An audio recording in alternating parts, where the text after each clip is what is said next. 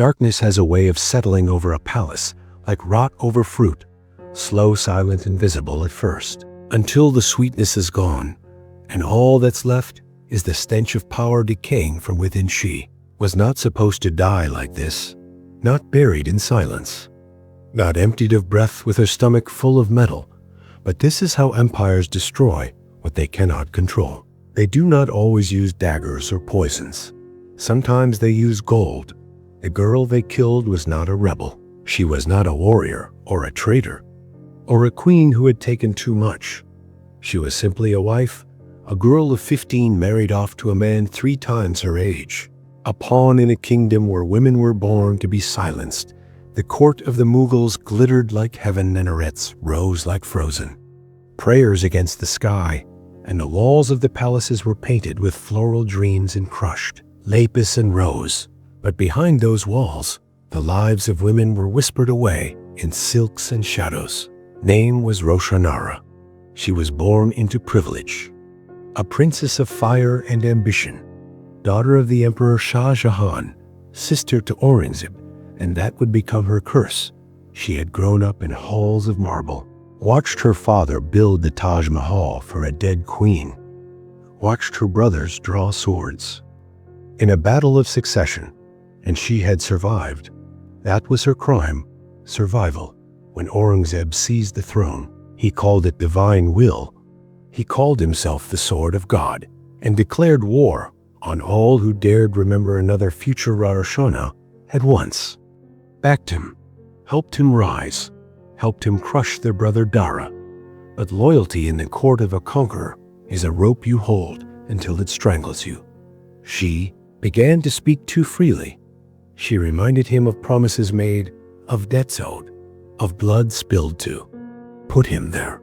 And so the emperor looked at his sister and saw not family, but a threat in the harem, where voices echoed behind screens and secrets were currency. Roshanara's name began to vanish.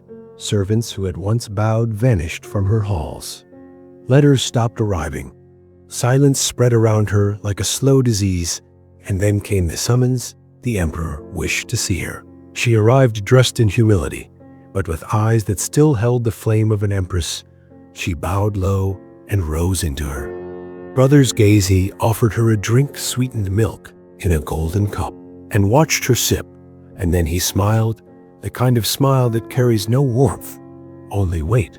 The court knew nothing. The chroniclers wrote nothing, but in a hidden chamber her body was found days later, still warm, still soft, still gleaming with traces of something terrible. First whispers said she had died of grief.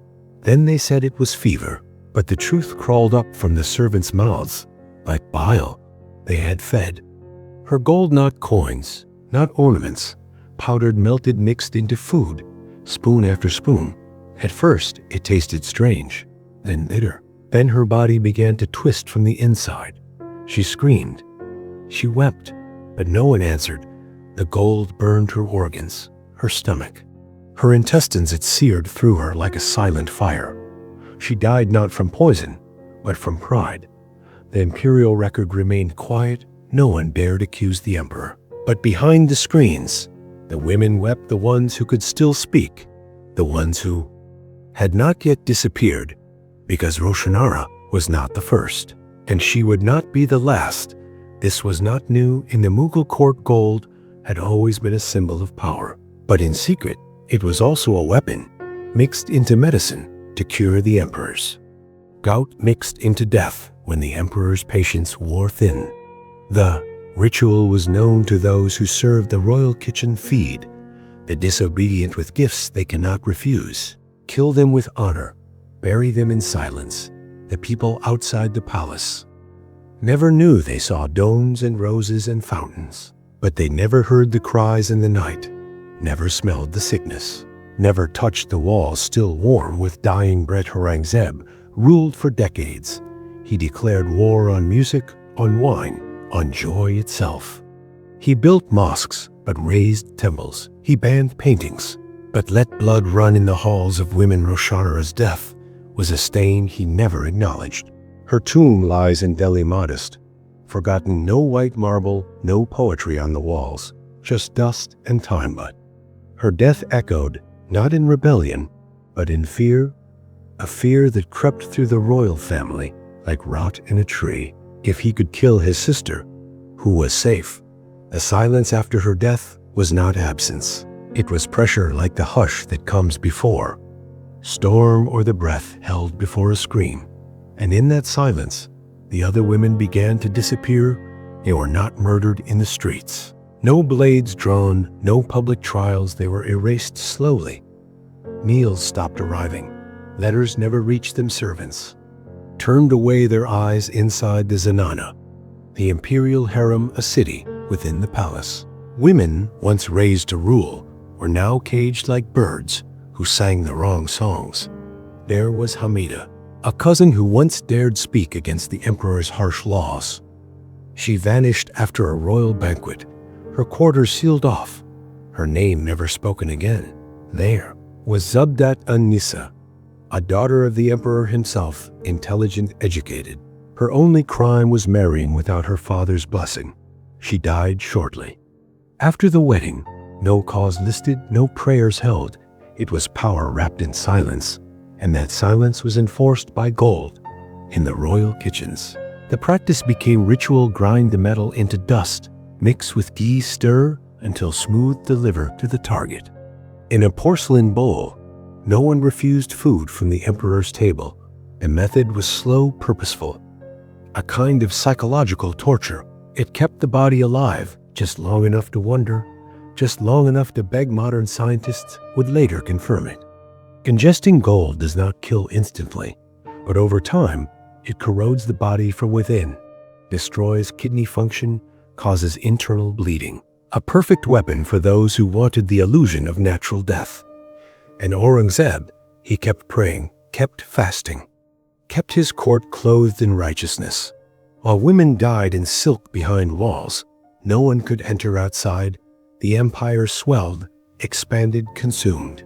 But inside the palace, the emperor trusted no one. Even his own sons were suspect. He had 4, and he watched them all as if their shadows could betray him. One of them, Muhammad Azim, loved music. He was gentle, poetic. His father called him weak. The emperor sent him away, exiled to the Deccan, far from court, far from danger, or so he thought. But the sickness followed him, a stomach illness, unexplained, violent. Some said he had insulted the emperor's order. Others said nothing. He recovered barely, but the message was clear. Obedience meant survival. Silence was safer than honesty. Even in death, Roshanara remained. A warning: her tomb was placed far from the main mausoleums. No grand dome, no royal garden, just a square enclosure. And inside, the bones of a girl who once dared speak. There was no marble inscription, no poetry from court bards, just an old oral tale. That spread among the washerwomen. They said if you passed her grave at night, you could hear coughing, choking, as if the earth itself had not yet finished swallowing the gold. That story was never written, but it endured because sometimes folklore is more honest than history. Years passed. Aurangzeb aged, his beard white, his hands stiff with arthritis. He wrote letters to his children filled with fear and prophecy, told his son Bahadur Shah, "I came alone, and I go alone. I know not who I am nor what I have been doing this from a man who ruled over millions, who silenced his own sister, who let faith become a sword. But regret is not always redemption." He never spoke her name again, never acknowledged the death, never confessed the method. Historians who served him left it out of the official records. Instead, they called her ambitious, jealous, unworthy. But a few Persian manuscripts survived, tucked away in private libraries. One of them, a diary from a courtier named Bakhtiyor Khan, mentions her death, mentions the gold, then ends abruptly. Was he silenced too? Or did he choose silence to stay alive? History has a habit of protecting the powerful, turning villains into saints and victims into ghosts. And yet, Roshanara's story remains, because it is not just about her. It is about every woman who lived behind curtains, who had thoughts and power and anger, and was punished for all of it. Palace still stands in Delhi, cracked, overgrown, used by joggers and wedding photographers. No plaques mention what happened inside those walls. No signs tell visitors of the girl who died with gold in her veins. If you walk quietly, if you listen, you can almost feel the weight of what was done there. Not a scream, not a cry, but a presence heavy. And watching, they say, empires are built on blood, but sometimes they are built on silence, on daughters devoured, sisters erased, women gilded until they cannot breathe. And Roshanara, she remains buried in that silence. She had once walked those marble halls with the confidence of a princess, but in the end, she left them with no voice, no farewell, just silence sealed in stone. Her story was nearly lost, because history rarely honors the women it fears, but fragments remained not in royal records, but in whispers, in poems left unsigned, in journals smuggled away from court. One such account came from a midwife, old blind in one eye. She had seen Roshanara's final days. She remembered the trembling, the sweating, the gold flakes on her lips. She told her granddaughter, when the fever took her, the room smelled of iron and roses, like metal and perfume, like death dressed in beauty. The girl remembered, and later she told others, it is because of them that we know anything at all. And what we know, what has survived, is a story more horrifying than any execution, because it was slow sanctioned and entirely unseen. Aurangzeb died in 1707, alone in a tent, far from the palaces he once ruled. His empire splintered. Within years, his sons turned on each other, his legacy stained with division and decay. He was buried in a simple grave, by his own will. No monument, no dome, only a stone slab under open sky. And yet, somehow the girl he tried to erase outlasted him. Roshanara's garden, though neglected, still blooms. The trees she planted still sway in the Delhi wind. The birds still sing above her unmarked tomb. Visitors walk past it every day. They do not know that under that earth lies a girl who once stood against a tyrant and was gilded for it in 1857 during the Great Rebellion. British soldiers ransacked the Mughal tombs. They looted graves, burned records, but hers they left untouched. Perhaps they sensed something, or perhaps history had already forgotten enough today. There is no museum exhibit for her. No school books tell her story. No statue bears her name. But she is remembered in another way.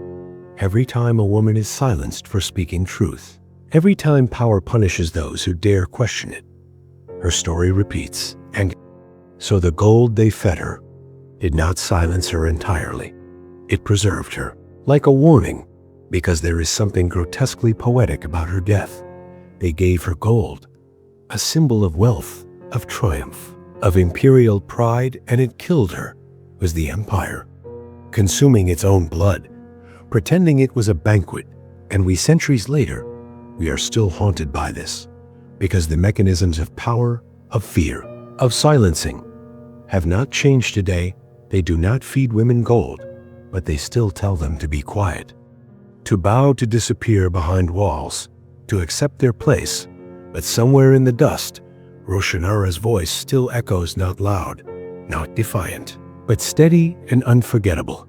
And perhaps that is why her story survived, not because she won, but because she refused to vanish quietly. So, next time you walk past a garden in Delhi, or see a woman fall silent in a room of men, remember her, the princess fed gold until she died. Not for what she did, but for what she dared to be. Thank you for watching. If this story moved you, if you believe forgotten voices deserve to be heard, consider subscribing to this channel.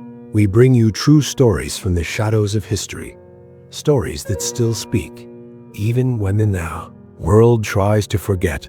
Let their voices echo with yours.